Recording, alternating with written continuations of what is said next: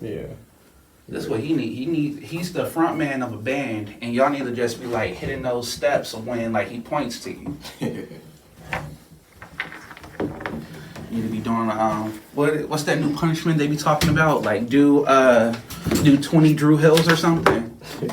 Like when Giannis got the ball, they need to be doing that. Like just do your Drew Hills in the background and just just let Giannis do what Giannis do.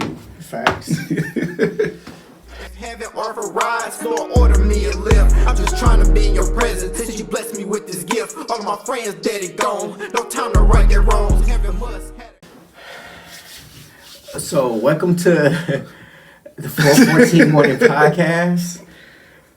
I am the real AR. We 5 steps, but I'm Daryl. Yeah, I'm the real AR because I got the do-rag on right now. So, yeah, bring out the other side of mine, though. All right, so when we came off the air, a couple more trades happened. Mm-hmm. So you got we got a little vert to the Pistons. I missed that one. Yeah, we forgot. I think we mentioned Anthony. Nope, we didn't even mention Anthony Simons going to Boston. No, yeah, we didn't mention that one. CJ McCollum going to the Wizards. Mm-hmm. This trade, I have no idea why it even happened. Mark Williams to the Suns, I have no idea because you already have a center there. Then you just drafted a couple more centers, and then you just traded for a center. I don't know what they're doing over there. I don't know. This sounds like a 2K lineup. Right.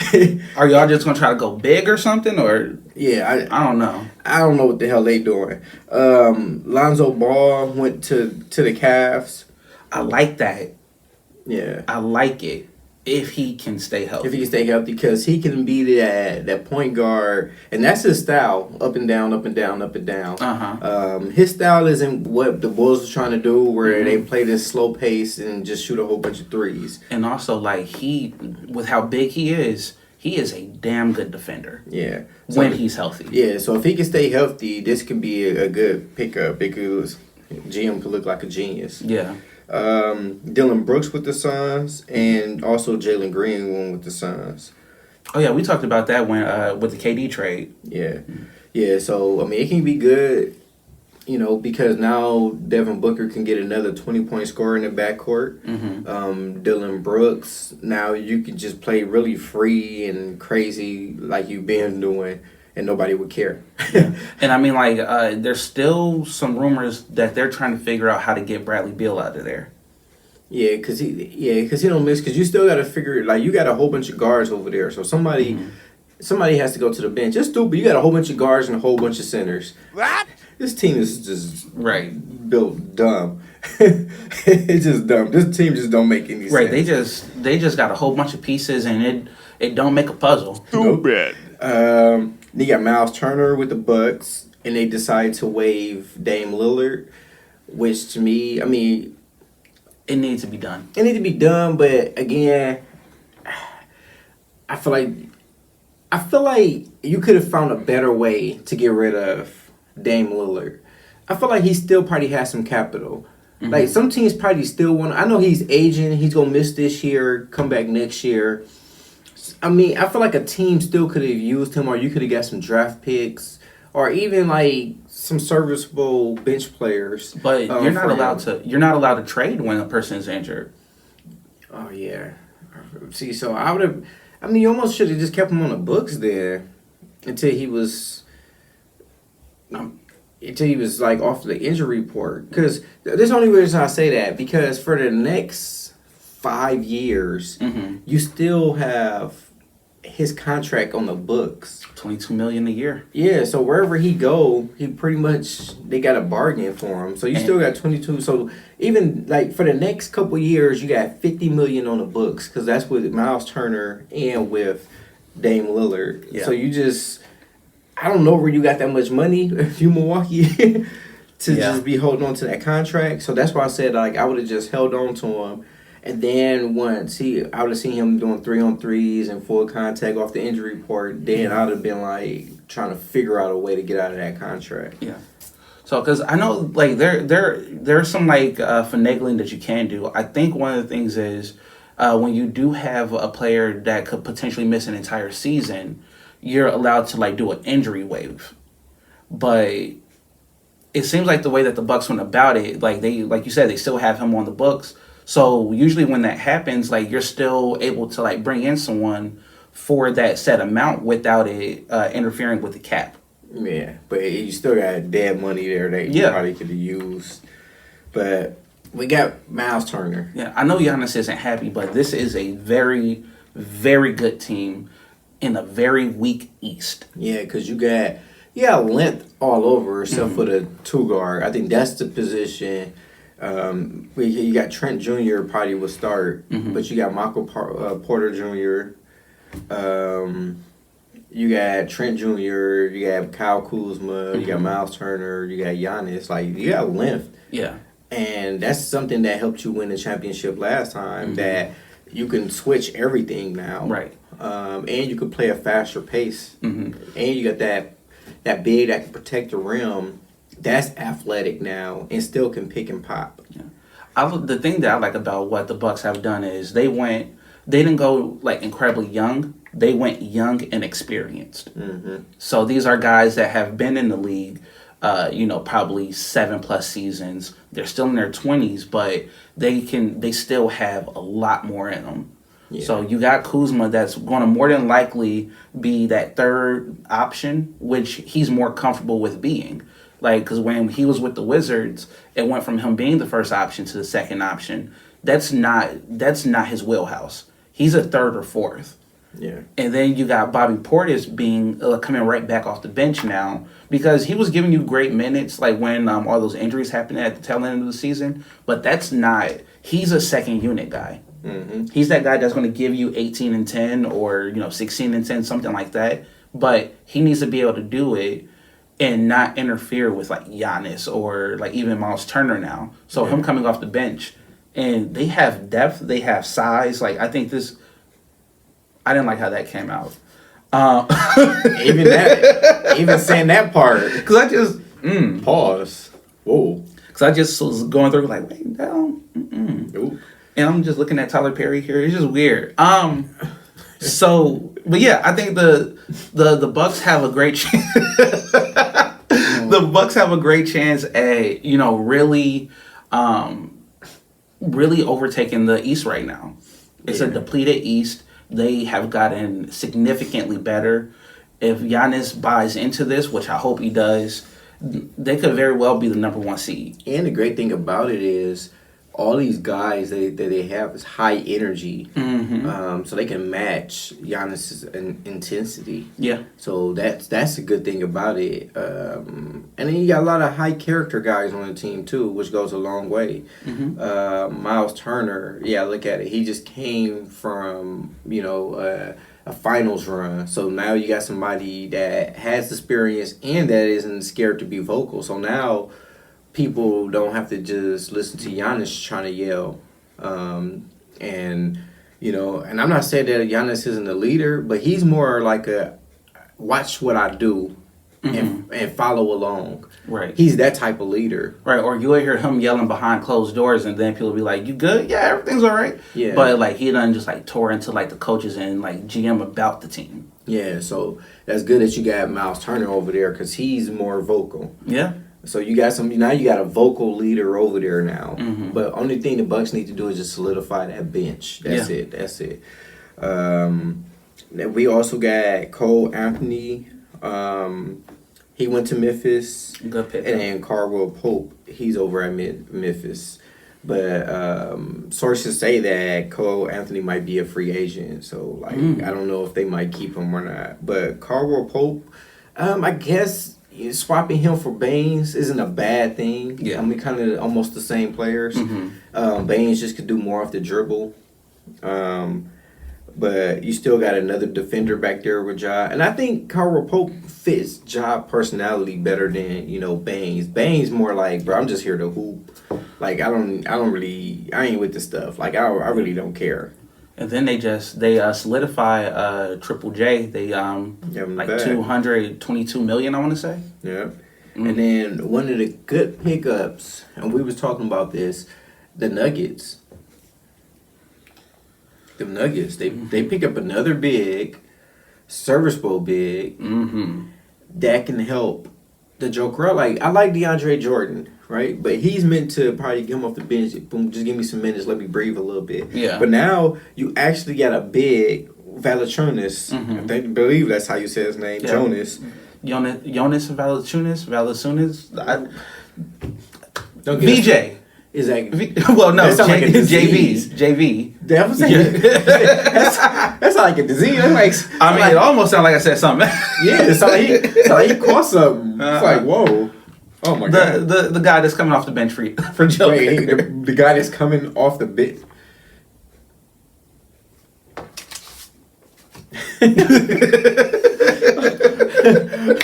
but the good thing about it is, so you got somebody that can put the ball in the bucket, right? You got somebody that can hold down a fort. Very good passer for his size. And you got somebody that can hold down a fort and allow Joker to actually get real rest. And don't think you got to rush him back in because the offense is depleted when he go to the bench. Yeah. So now you're able to sustain runs or hold the ship down until he get back into the game. So you're not losing leads, so to speak. You stand steady. Right. And sometimes you might even build upon that lead. And then not just that, like great rebounder. Great interior defender. Yes, and push and shove, come to it. You can play bully boy and you can play them both. Yeah. So you can get Joker a rest and play him at the 4 and just allow him to just, rest a little bit so that way he don't have to keep, posting up and trying to create a whole bunch of offense for himself. So which is good. And then even Jonas, he's a great screener. So now you can get your shot makers open easily now. Now you don't have to force that 1 and 2, the pick and roll between the Joker and Murray. You don't have to keep trying to go 2-man game throughout the whole game just to create some offense. Right. So now you can do more and be more creative with the offense now. This hasn't happened yet, but I guess the Warriors are looking heavily into signing Al Horford. I guess they trying to crunch numbers or figure out stuff behind closed doors if this deal is even going to happen. That's stupid. Yeah, I don't understand what they consistently keep doing because it seemed like they like, hey man, Clint Capella gone. Oh, we want to go pick him anyways. It seems like they just go through a list of all the good players and be like, we was this close to getting them. Yeah. Could have had them. Or they just look at all the good players and be like, nah, we don't want none of them. You know what? We go pick from the G League. Right. Curry is currently the highest paid player per year right now. I think he's at like $59 million at the moment. I need y'all to maximize this man's window. And they keep saying that they are, and but they're lying. Yeah. Not from what we see. They're not maximizing his window at all. They're closing it. Yeah. They're going to make him retire sooner than what he want to retire. Yeah. Like, what help did he have? Yeah, you got Jimmy Butler, but you need more than that. Right. The Warriors have never been just like a 2-man game. Oh, and if y'all trying to go that route, it's not going to work. But even this 2-man game, it's not like it's a high-powered 2-man game. Steph, it's that opposites attract, right? That's him and Jimmy Butler. Oh, literally yin and yang because one of them is light, one of them dark. Yeah, literally. But it's Steph like to play high pace, which he can't play in a slow offense, and then Jimmy Butler just like to slow the ball down. Right, so it's 2 different players that's playing. Like, the Warriors are used to getting out transition. They used to hitting those threes. They used to, if you take the 3 away, then we slip to the basket. Now, you see, they playing a different style of basketball now because you can't play that style when you have Jimmy now. Yeah. So, now like Jimmy, I mean, they're going to win some games. Yeah. They're going to contend. They're going to play hard. But, again, it's just not going to be enough. We saw it in the playoffs. Like, they played that hard just to barely win games. Or they played that hard just to lose games. Close games. Yeah, because you still don't have enough shooting over there. And we know anything about them, they never been the most athletic team. Right. So for me, They've had athletic players over there. yeah. So for me, they need to get younger and more athletic. Mm-hmm. Younger and more athletic. And I keep saying this, Pods, I like Pods. I will move on from him. I would try to give me a scoring guard. Because you see once they stop Steph from scoring, your 2 guard should be taking up some of that slack, which Pods isn't. You playing essentially 2 point guards. I know, like, there was, like, all that drama, but I would have tried to go and get Jordan Poole back. Yes. Yes. That would have been, like, I feel like that would have been a solid, like, return. Like, or, as I was saying before, that up and down style, Lonzo would have worked over there. Yeah. If healthy. Yeah. And maybe that was, like, the thing to prevent them from, like, going after him, but he would have been, like, a solid player to, he could bring the ball up for Curry. Curry can do all his, like, off-ball stuff. It would have worked, I think. Or, since he's out there, you need to figure out how to get Jordan Clarkson. Yeah. That's what you're missing. Yeah. Yeah. Because the thing about the Warriors bench, they're going to have some good games. But to hide what they can't do, you need that one player that could just go out there and get buckets. Right. Yeah. And that's what they always had when they were making like their most recent finals push. That was because Jordan Poole like started to give you like 18, 20 off the bench. Even prior to that, you know, like the early years, Iguodala was like that spark. Well, they had multiple players at that time that could give it to you. Like who was it? Livingston, Iguodala. They had so many guys that were able to like give you points off the bench. Yes. And just in other news, I know this has nothing to do with the NBA, but it's the WNBA. If it's what I think it is, go ahead. No, go. I'm gonna let you go. How in the hell did y'all snub Angel Reese from the All-Star game?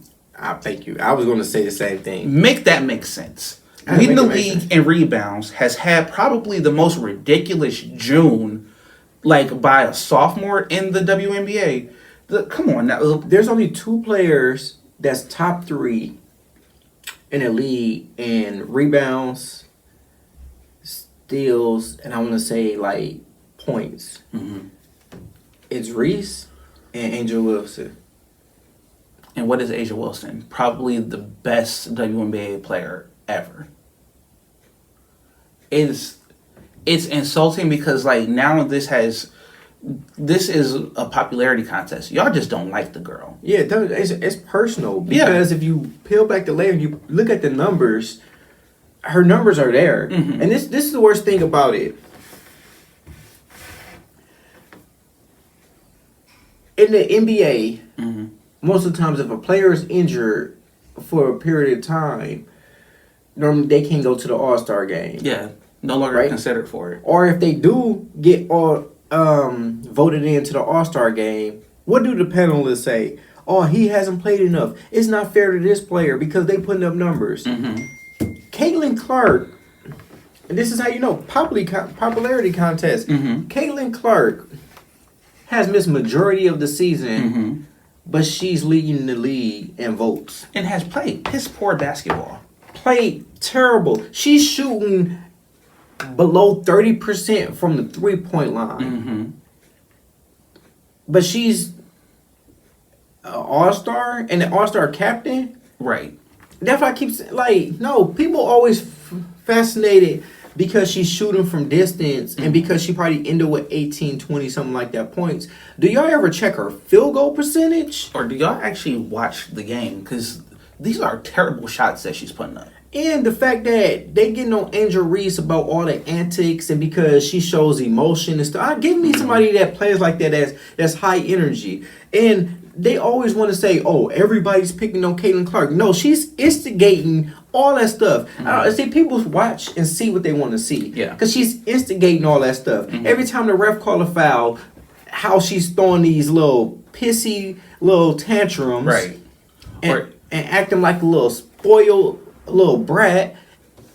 Like, you notice that when she don't get the ball, look how she put her hands up like this, and her body language is piss poor at best. Or did you even see that recent game where like the Fever won and they were all like, you know, like in huddle, like high fiving each other, and you could just tell by the body language, like she's just kind of like coming in like, yeah, guys, we did it. They want nothing to do with her. Yeah. Her team doesn't even like her. Her teammates don't even want to play. Why you think Bonner left? Bonner like, no, I'm good. I can't do this no more. Right. Like, it's crazy. But what did I say in the beginning? What was one of my things that I say during the WNBA draft? I said Paige Beckers. Paige Beckers. I said, watch she come in and she have a better career than Caitlin Clark. She's putting up her first 10 games. She's putting up better numbers than Caitlin Clark. Yeah. Even right now, for her career to start off now, her numbers are better than Caitlin Clark's when she first started. And I said it. I said, wait till Paige Beckers come in. She's gonna be way better than Caitlin Clark. And I just want to also point this out. It has nothing to because the Fever, they won the Commissioner's Cup.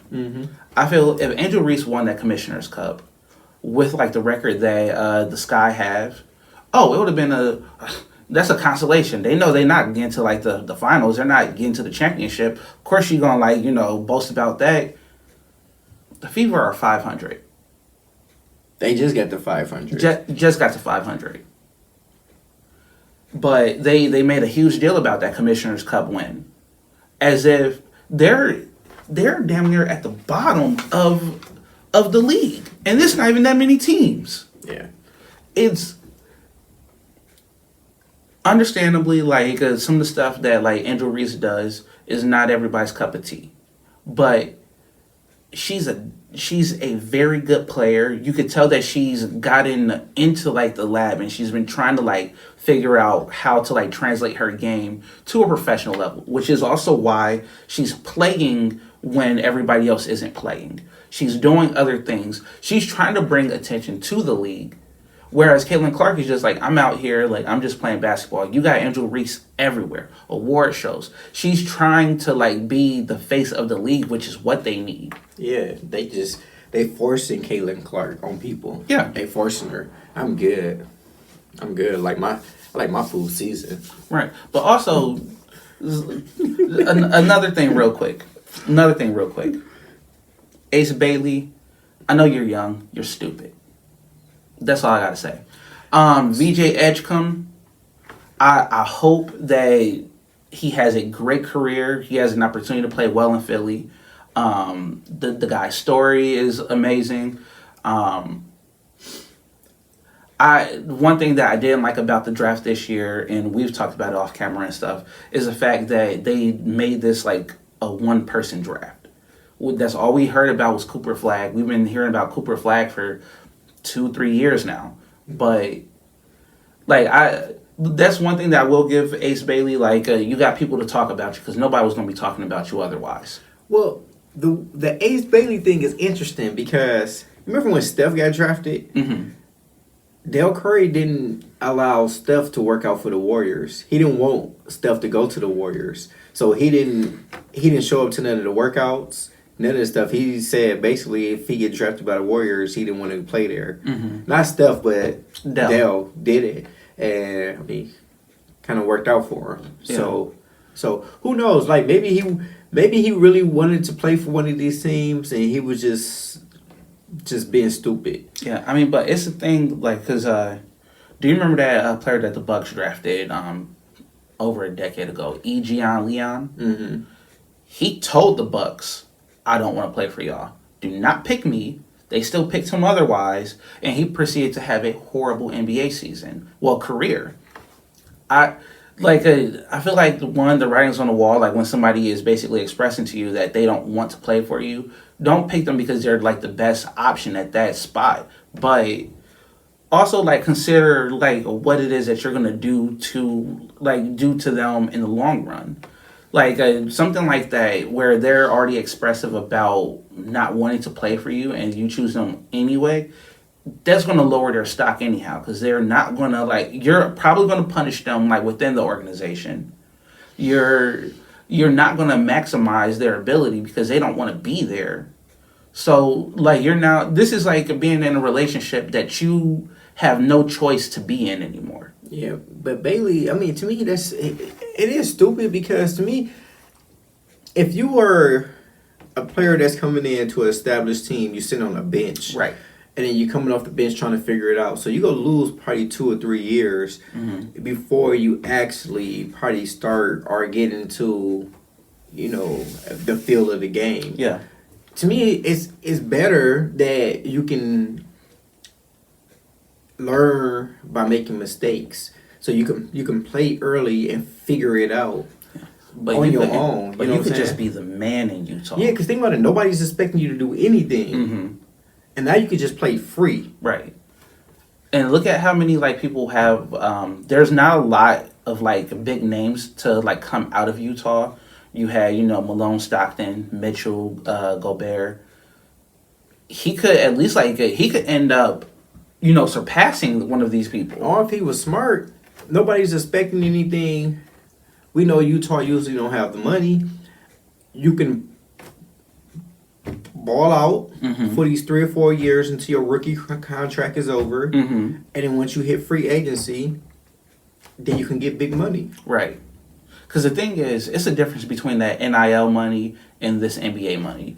And I know that was an argument that a lot of people were making. Like, well, he been used to getting money. He's been that's like that's like a kid getting their first job and not having to pay any bills, and they think that McDonald's check is crazy. And then them having to pay bills with that McDonald's check and realizing like, oh, I ain't got nothing.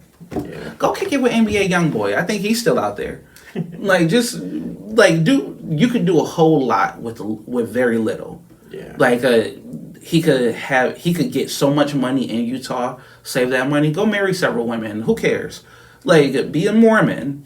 I don't know. Like again, kick it with NBA YoungBoy. I think Kanye West is out there right now. Like, but there's an opportunity, and I just hate the fact that like I feel like social media and this like NIL stuff has really brainwashed a lot of these kids by thinking like it reminds me of that what's the wife's name on Everybody Hates Chris? Rochelle. Yeah. It reminds me of that. Like, I don't need the NBA. My man got 2 jobs. That's how they looking at the NIL deals now. Like, people are getting like shoe deals and everything off of it. That money is not what you think it is. Yeah, and then you gotta realize it's a privilege. Very few people get a chance to play in the NBA. Very few people get a chance to play. This is a privilege. Yeah. This is something that you're taking for granted. This is a position that you earn, but you don't earn the right to sit up there and say, I don't want to play for, whatever franchise. Right. Like, it's a privilege that the fact that you get to be in the NBA draft and play for an NBA team and get a chance to play a game that you love as a kid now, where anywhere else you'll be playing for free. Now you get a chance to make millions of bucks playing a game that you grew up loving and playing as a kid. So and you gotta be the guy over there. Yeah, and you gotta realize, like you said, social media is the thing. So not only are you out there playing for yourself, there's other kids that's looking up to you. And what message are you sending to these kids now? Right. You don't want them growing up feeling entitled and feeling privileged. You want them to keep with that same hunger, and you want them to have that same passion. Yeah. You don't want them to feel like, let me become number one so I could dictate who I play for and when I play for them. Yeah, or like thinking that like you are already at such an elite level. Amani Bates, Mikey Williams, and like you don't even make it into the league, or like your presence in the league is absolutely nothing. Yeah, because you know what that does? That put a target on your back. Exactly. And the players start hunting you. Oh, you don't want to play? You want to act like you that good?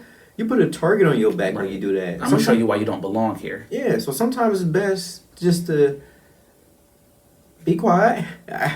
Some other words. Just play basketball. Right. That's it. Let your game do the talking on the court. That's it. Right? So I am Armando. I'm Daryl. Thank you for tuning in to the 414 Morning Podcast. So tune in because we gotta talk about some stuff. So tune in tomorrow. Right? We're gonna do at work edition. Oh. Right? Because I know we all got some people at work that we wish we didn't work with. Let's get into it. Right? And I'm pretty sure everybody got excited when they heard that. So tune in tomorrow. If heaven offer rides, Lord, order me a lift. I'm just trying to be in your presence since you blessed me with this gift. All of my friends dead and gone. No time to right their wrongs. Heaven must